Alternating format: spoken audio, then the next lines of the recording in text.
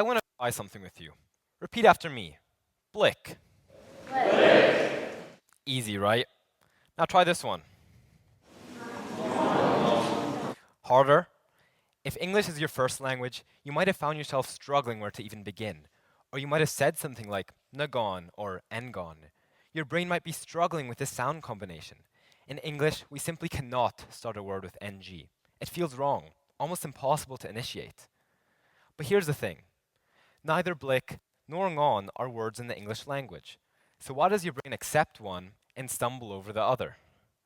Because you're not consulting a dictionary, you're consulting a set of deeply internalized rules about what sounds can combine and in what order. Your brain learned these patterns as an infant without any explicit instruction, and you've been following them subconsciously ever since. Blick follows the rules, ngon breaks them. Now here's where it gets interesting. For Vietnamese speakers, ngon is completely ordinary. It means delicious. They say it effortlessly every day. But if you ask them to pronounce blick, they might struggle a bit, producing lick instead. Their brains have internalized different rules, and in turn, those rules make different demands. So here's a question. Are some languages just more limited than others? More primitive? The answer is a resounding no. What you just experienced wasn't a demonstration of English being worse or better than Vietnamese. It was a demonstration of different solutions to the same problem. How do you build syllables that human mouths can produce and human ears can distinguish? Every language must solve a small set of unavoidable problems in order to function.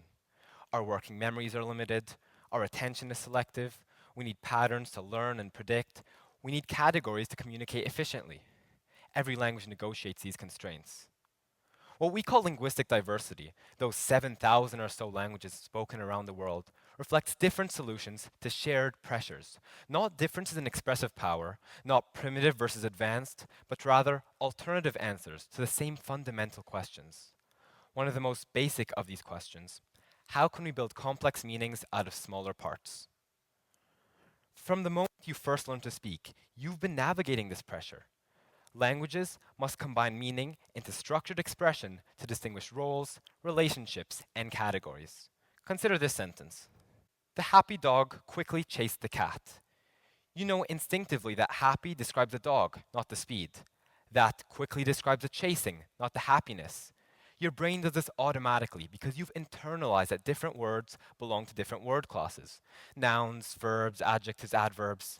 And these word classes determine how they combine. Traditional linguistic theory proposed that these four word classes acted as universal building blocks. But here's the problem. That proposal reflects a largely Eurocentric model of language transmission. Some languages simply don't have word classes we find essential.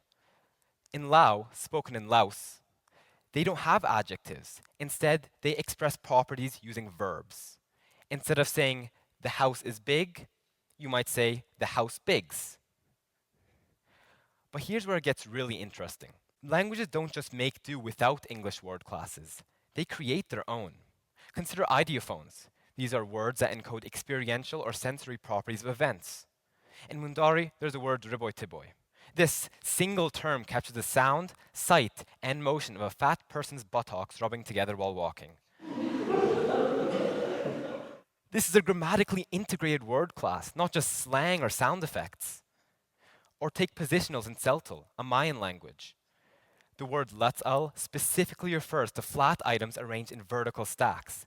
Not just stacked, but flat items arranged in a vertical stacking. This is a single word and it belongs to a grammatical category English just doesn't have. And then there are coverbs, found in languages like Jaminjung, spoken in Australia. Coverbs combine with a small set of verbs to form complex actions. Take dibberd, meaning wound around, and you, meaning to be. Together, they yield to be wound around. These word classes aren't better or worse than English's. They're different solutions to the same problem, forming sentences in efficient and effective ways. Syntax presupposes that we already have meanings to combine, but this raises a more fundamental question. How do languages decide what counts as a meaningful distinction? Think about it. The world is continuous and complex, colors blend into each other, time flows without clear boundaries, actions merge and overlap, yet language forces us to carve this continuity into discrete categories. Where we draw those lines, that's where language gets creative. Some linguists have proposed semantic universalism, the idea that all humans share the same mental concepts, and language just assigns different labels to them, like universal furniture with different brand names. But the evidence suggests otherwise.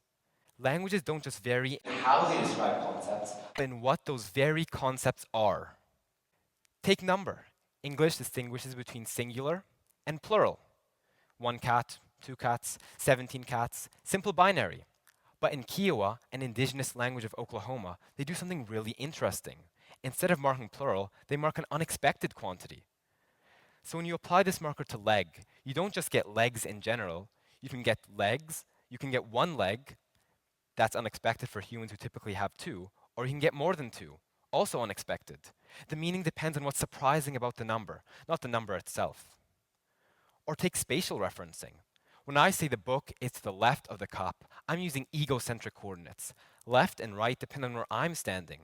But speakers of Google Yimith here in Australia often use absolute geographic coordinates instead. They might say the book is to the north of the cup.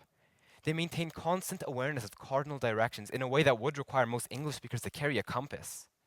These aren't exotic curiosities. They're evidence that the pressure to categorize words and communicate ideas are universal, but the solutions are beautifully diverse. So how does this all connect? Syntax and semantic variation are both underlying responses to the same cognitive constraints, operating at different levels. Language is not an unconstrained cultural artifact, something we can shape in any which way we'd like. It is constrained by human cognition, by the very architecture of our minds, our perceptual abilities, our working memory. Linguistic diversity is not made of arbitrary differences, but from flexibility within shared limits. It's like how every culture developed cuisine to solve the problem of nutrition, but Italian food and Thai food look nothing alike. So how does this matter to us? When we encounter a language that lacks a word for something we find essential, or has 20 words for something we barely even notice, we're not witnessing a deficiency or an excess. We're witnessing a different set of design choices. This perspective matters because how we interpret linguistic differences shapes how we interpret people. For centuries, scholars have ranked languages from primitive to advanced, simple to complex, and somehow European languages always end up on top. But when we understand that all languages, spoken and signed, respond to the same set of cognitive pressures with different but equally valid solutions, we see that difference as systematic variation rather than deviation from some imaginary norm. 7,000 languages, 7,000 creative responses to what it means to be human, to have limited memory, selective attention, and an overwhelming world to describe. Same pressures, different solutions, equal brilliance. Thank you.